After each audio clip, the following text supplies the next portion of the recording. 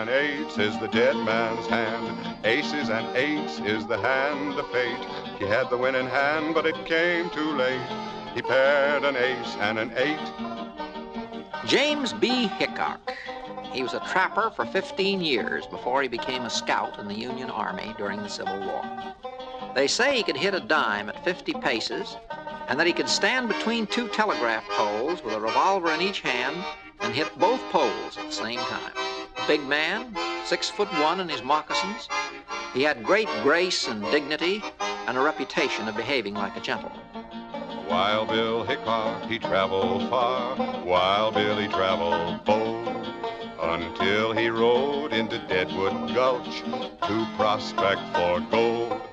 Bill had a famous horse named Black Nell, and he rode her out into the Black Hills of the Dakotas where gold had been discovered. According to legend, he had a premonition of his death. He rode Black Nell to Breakneck Hill, said, now we have arrived.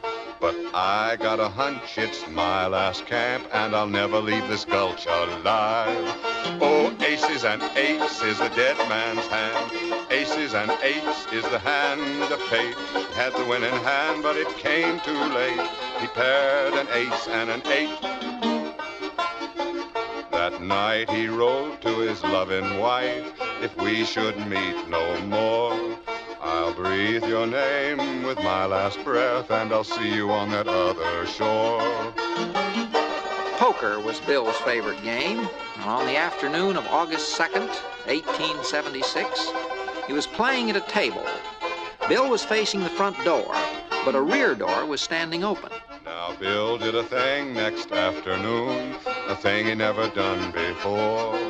At a little poker game in the Gulch Saloon, he sat with his back to the door. Oh, aces and eights is the dead man's hand. Aces and eights is the hand of fate.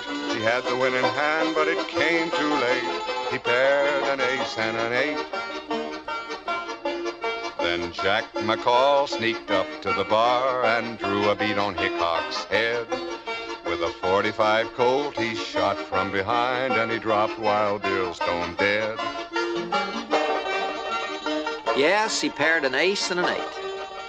And ever since that day in that little saloon in Deadwood, South Dakota, when Wild Bill Hickok was shot in the head, aces and eights have been known as the dead man's hand in Western country. Aces is the hand of fate. He had the winning hand, but it came too late. He paired an ace and an eight.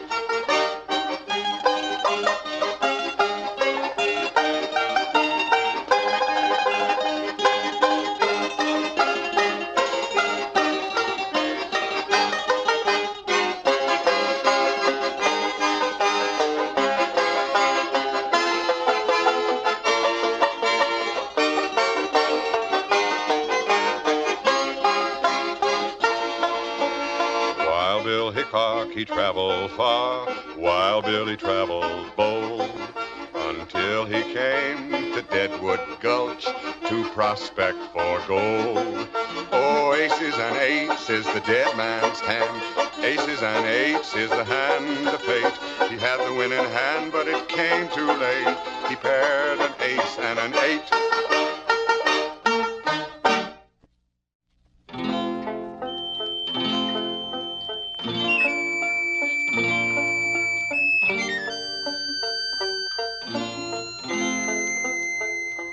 Oh, storm is dead and gone to rest. Come my way a storm along. Of all the sailors, he was best. Way, hey, hey, Mr. Storm along. The big man of the sea was Alfred Bulltop Stormalong, known to sailors all over the world as Old Stormy. Oh, Stormy, he is dead and gone. Come my way a storm along. Oh, Stormy is gone, that good old man. Way, hey, hey, Mr. Storm along.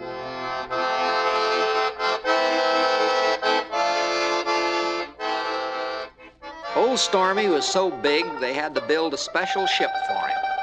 He stood taller than the foremast of the average clipper, and the deck space was barely enough for his boot. We'll dig his grave with a silver spade, to my way a storm along, and lower him down with a golden chain. Way, hey, hey, Mr. Storm along. The folklore of the sea abounds in stories about Old Stormy's seamanship, because he was not only superhuman in size, he was also wonderfully wise in the ways of the sea. I wish I was Old Stormy's son, to my way a storm along. I'd build a ship of 1,000 tons. Way, hey, hey, Mr. Storm along.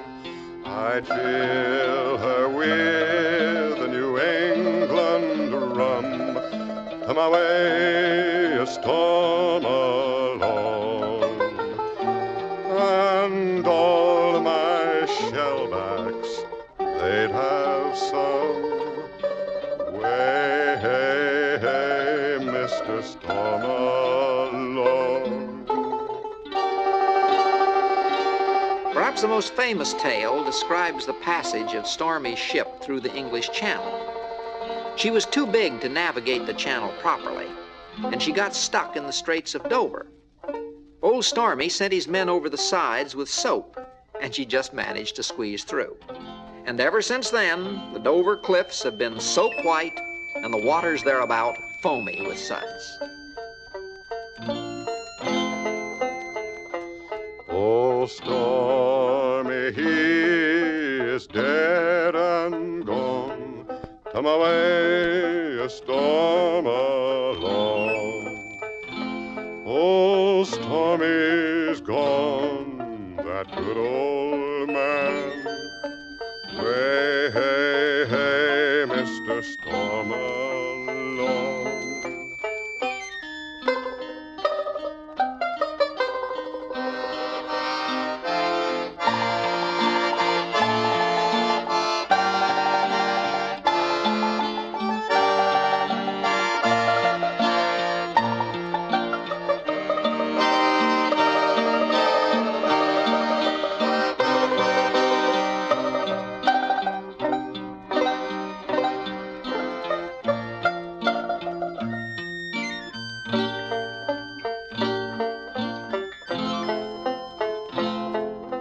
Stormy's dead and gone to rest, to my way a storm along.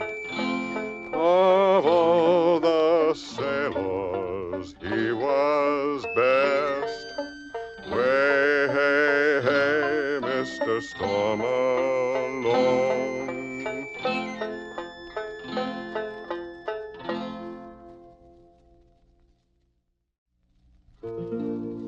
Sam Bass was born in Indiana, it was his native home. And at the age of 17, young Sam began to roam. He first came out to Texas, a cowboy for to be, a kinder-hearted feller you'll seldom ever see. Sam Bass was born in Lawrence County, Indiana. When he came down to Texas, he became famous because he had a very fast horse called the Denton mare. Sam left the Collins Ranch in the merry month of May with a herd of Texas cattle the Black Hills for to see. Sold out in Custer City and went out on a spree, a harder set of cowboys you'll seldom ever see. Sam got in fast gambling company, and he and his boys pulled off a number of stage robberies. In one famous holdup of the Union Pacific at Big Spring Station, they got $60,000, much of it in $20 gold pieces. On their way back to Texas, they robbed the UP train and then split up in couples and started out again. The people of Texas were outraged, and the state and federal authorities prepared for action against Sam Bass and his gang.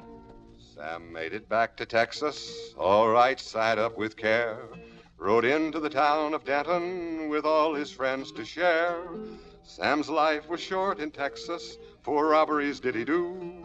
He robbed all the passenger mail and express cars too.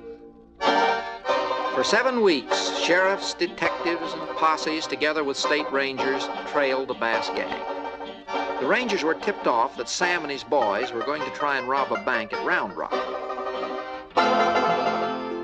Sam met his fate at Round Rock, July the 21st. They pierced poor Sam with rifle balls and emptied out his purse. Poor Sam, he is a corpse and 6 feet under clay, and his pals are in the bushes trying to get away. And after some preliminary skirmishing in which a sheriff was killed, the gang found itself outnumbered. Jackson might have been trying to get away, but it was Jim Murphy who had tipped off the Rangers. In the fighting around Round Rock, Sam Bass was mortally wounded. He died after 3 days of great pain. He was 25 years old.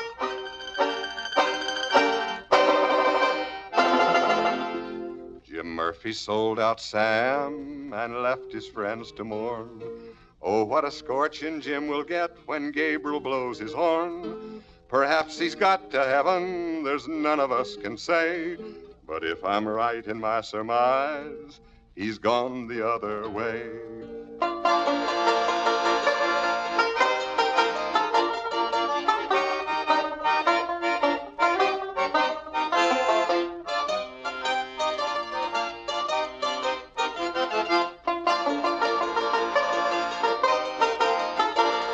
Sam Bass was born in Indiana, it was his native home. And at the age of 17, young Sam began to roam. He first came out to Texas, a cowboy for to be. A kinder-hearted feller you'll seldom ever see.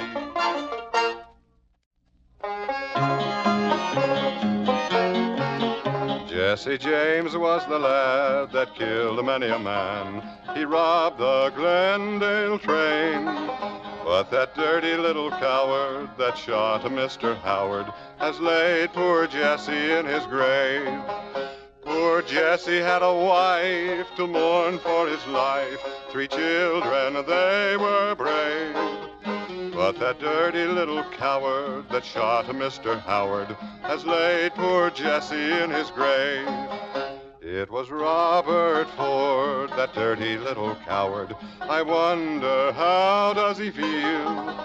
For he ate of Jesse's bread and slept in Jesse's bed and laid poor Jesse in his grave. In 1879, Jesse James and his gang rode into the little town of Glendale, forced the station man to stop the train, and took $35,000. Then for about a year, Jesse and his brother Frank stayed in hiding.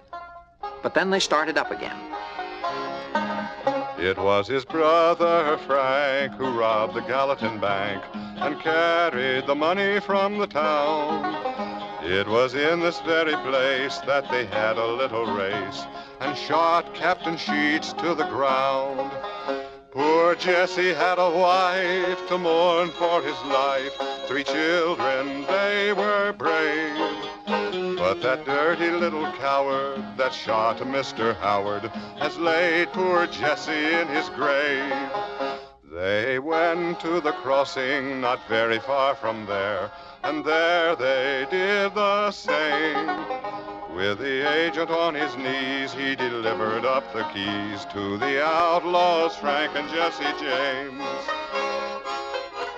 When Jesse was only 14, he was fighting in the Civil War. He and his whole family were with the South. The federal troops were determined to make an example of the James family, and it was out of this background that Jesse started taking the law in his own hands. to go on and become one of the most celebrated killers in the West. It was on a Wednesday night, the moon was shining bright. They robbed the Glendale train. The people, they did say, for many miles away, it was robbed by Frank and Jesse James. Poor Jesse had a wife to mourn for his life. 3 children, they were brave. But that dirty little coward that shot Mr. Howard has laid poor Jesse in his grave. It was on a Saturday night, Jesse was at home, talking to his family brave. Robert Ford came along like a thief in the night and laid poor Jesse in his grave. The governor of Missouri offered a $10,000 reward for Jesse James. And the Ford brothers, Charles and Robert, pretended to join Jesse's gang, but actually they were there to earn the reward. And one very hot day, Jesse took off his coat and his gun belt, and then he got up in a chair and began to dust a picture. Instantly, the Ford boys leveled revolvers at the back of Jesse's head, and Robert fired the shot that killed him. The people held their breath when they heard of Jesse's death and wondered how he came to die. It was one of the gang called Little Robert Ford. He shot poor Jesse on the sly. Poor Jesse had a wife to mourn for his life. 3 children, they were brave. But that dirty little coward that shot Mr. Howard has laid poor Jesse in his grave.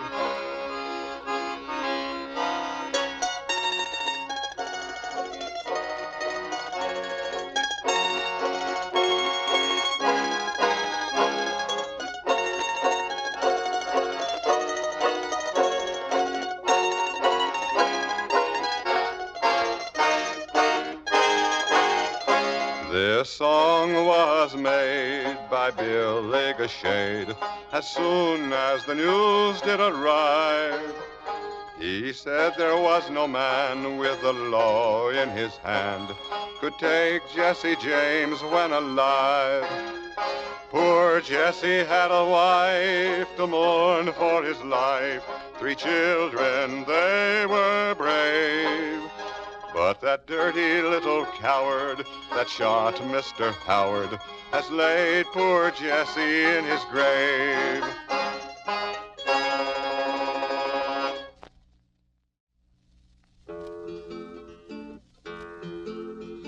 Ever since Uncle John Henry been dead, all of the women are wearing red.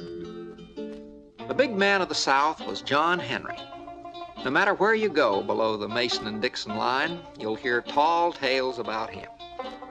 Down in Alabama and Mississippi, they'll tell you that John Henry was a cotton man, born with a cotton hook in his hand. In the burly growing country of Kentucky, they'll tell you that John Henry was a tobacco man, born with a tobacco knife in his hand. And along the southern railroads, they'll tell you that John Henry was their biggest and most successful worker, and that he was born with a 9-pound hammer in his hand. This old hammer, 9-pound hammer, kill John Henry, kill him dead. But while the stories differ as to what John Henry did, they all agree that he was big. Some folks will tell you that the day John Henry was born, he sat on his mammy's knee over 6 feet tall.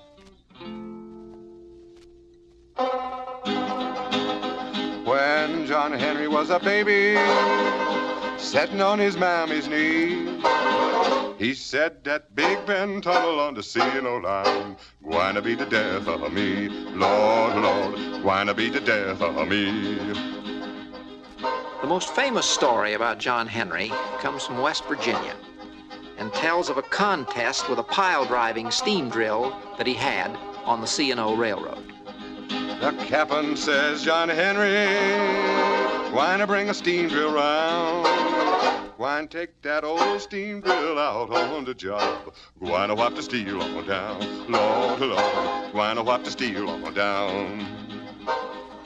The John Henry tales grew out of the Industrial Revolution in America.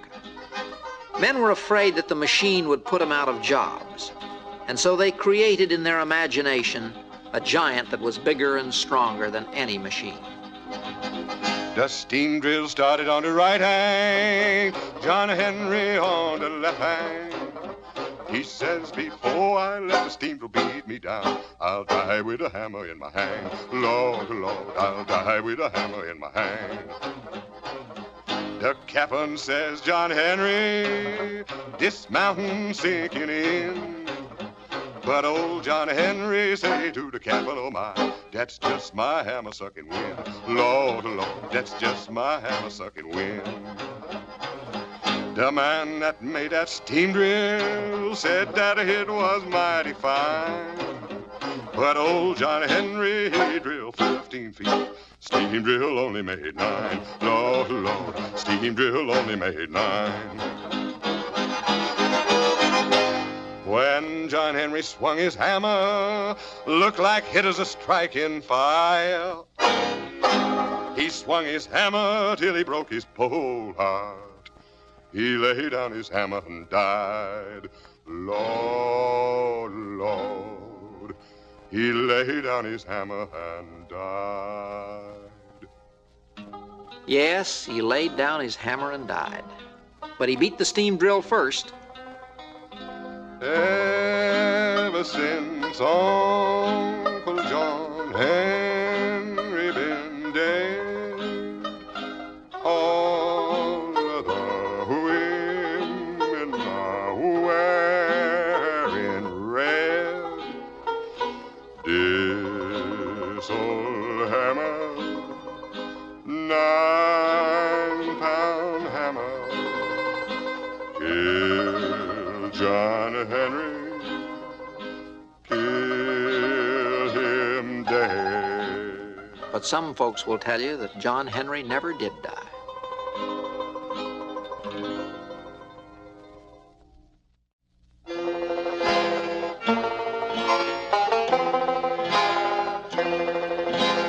Talk about your big men, brave and strong. Talk about 'em long and tall. Never was a big man could stand beside old Paul. Nobody knows just where Paul Bunyan was born, but most of the old loggers claim that he came down from Canada not long after the winter of the blue snow. He brought with him Babe, his big blue ox, and began to clear the forests of Washington. And that's how the timber industry was born. Paul Bunyan was a big man, biggest of them all. They never made him big enough to stand beside old Paul. Paul was surely the biggest man in history. Reports vary as to his exact size, but it's said that when he stood beside the average-sized pine tree, the tip of the tree would just graze the top of his boot. Talk about your big men, brave and strong. Talk about 'em long and tall. Never was a big man could stand beside old Paul. Paul was the man who built Pike's Peak and dug out Puget Sound.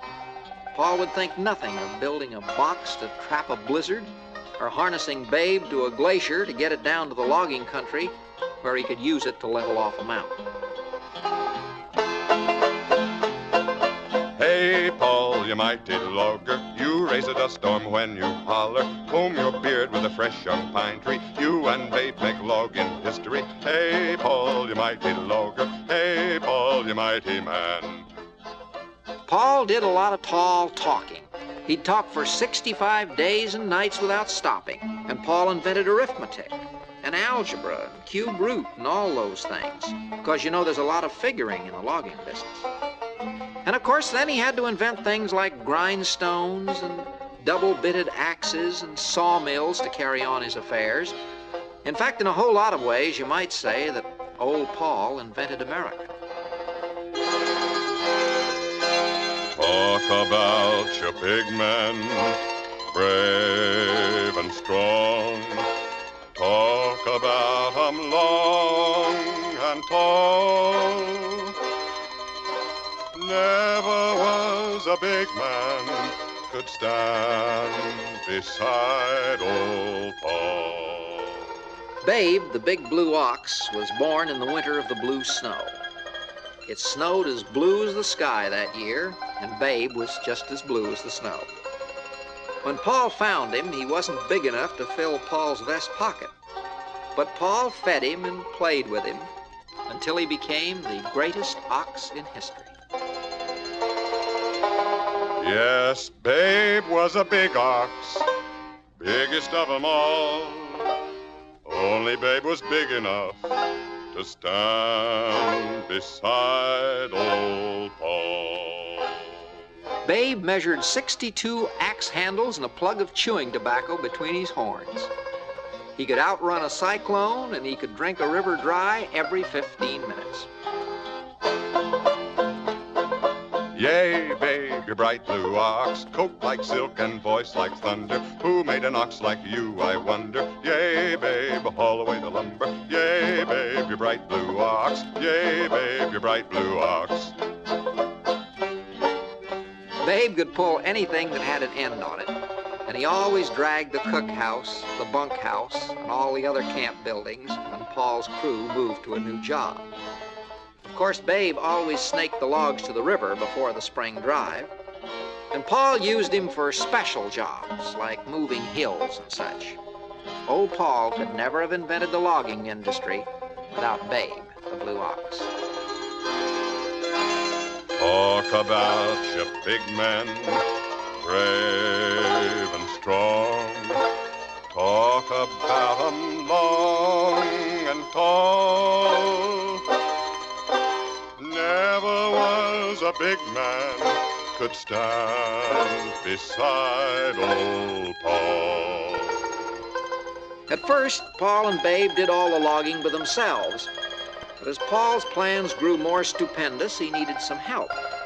So he brought in his famous loggers, a heroic breed of men whom Paul inspired to prodigious deeds. At one time, Paul had 1 million loggers working for him. Roll out your rugged loggers, caulk your boots and stag your trousers, swing that axe and trim that timber, tread those logs and roll 'em down the river. Roll out your rugged loggers, roll out your logging men. The cookhouse alone covered 50 acres, and the dining hall was manned by waiters on roller skates. Paul had a sawmill 1 mile high, and it had a special smokestack with hinges to let the clouds go by. The loggers loved old Paul, and he took real good care of them. Paul Bunyan was a big man, biggest of 'em all. They'd never made 'em big enough to stand beside old Paul.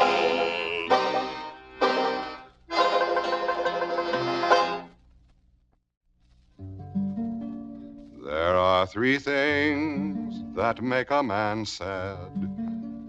There are 3 things to plague his life: a rocky farm, a smoky chimney, and a scolding wife. That's the story behind the story of Rip Van Winkle.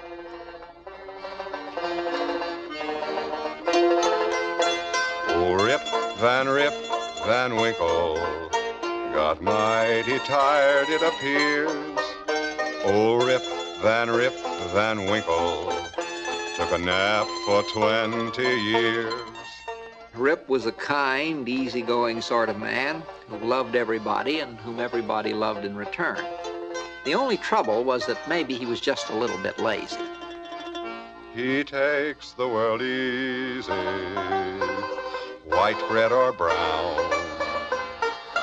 Rather starve on a penny than work for a crown.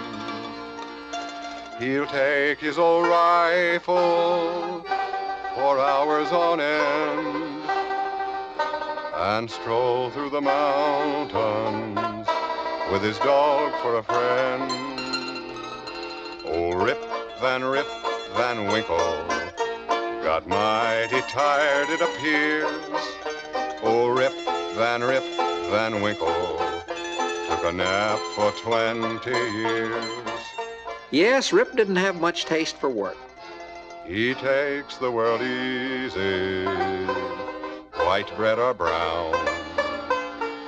Rather starve on a penny than work for a crown.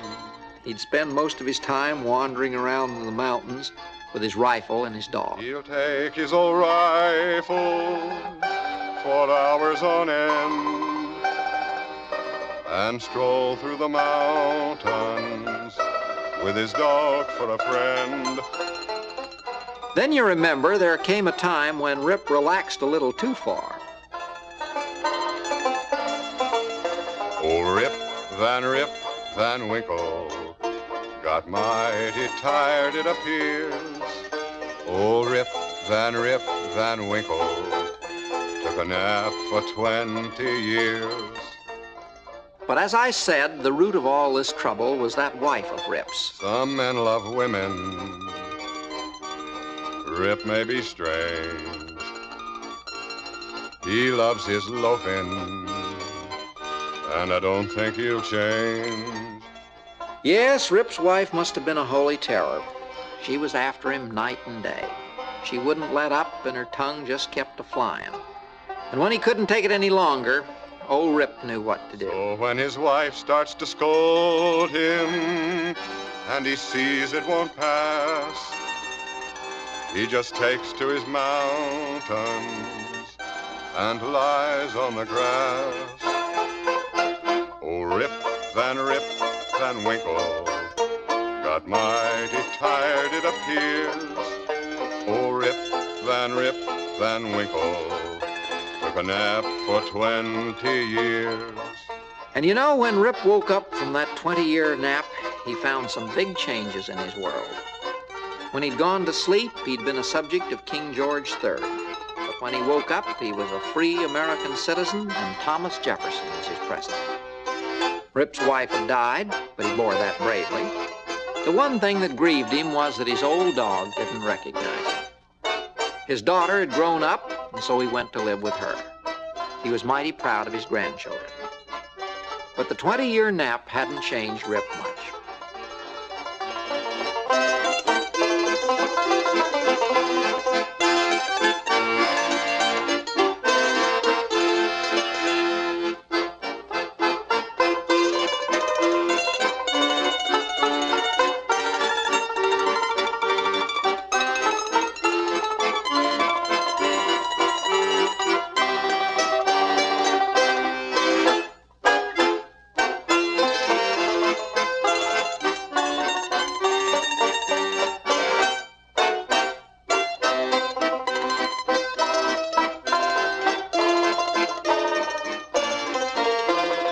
He takes the world easy, white bread or brown. Rather starve on a penny than work for a crown. He'll take his old rifle for hours on end and stroll through the mountains with his dog for a friend. Oh, Rip Van Winkle got mighty tired, it appears. Oh, Rip Van Winkle took a nap for 20 years.